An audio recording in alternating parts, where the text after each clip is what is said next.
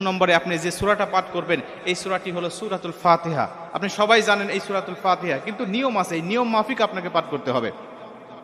আমরা অনেকেই এখন খুব খুশি হয়ে গেছি যে সূরাতুল ফাতিহা তো আমরা সবাই জানি, আসলেই খুব খুশি হওয়ারই কথা, কারণ এটা দিয়েই মূলত হুজুররা পানি পড়ে, কবিরাজরা মূলত এটা পাঠ করেই পানি ফু দিয়ে থাকে।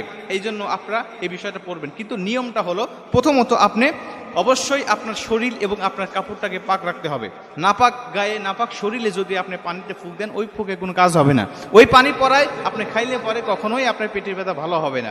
অবশ্যই আপনার পোশাক পাক থাকতে হবে, শরীর পাক থাকতে হবে, এবং তিন নম্বর নিয়ম হলো আপনি অবশ্যই সূরাতুল ফাতিহা পড়ার শুরুতে বিসমিল্লাহির রহমানির রহিম বলে নিঃশ্বাস না ফেলাইয়া, দম না ফেলাইয়া, ওয়াকফ না করে আপনি এক নিঃশ্বাসেই আপনি সূরাতুল ফাতিহার প্রথম আয়াত পর্যন্ত আপনি পড়ে যাবেন।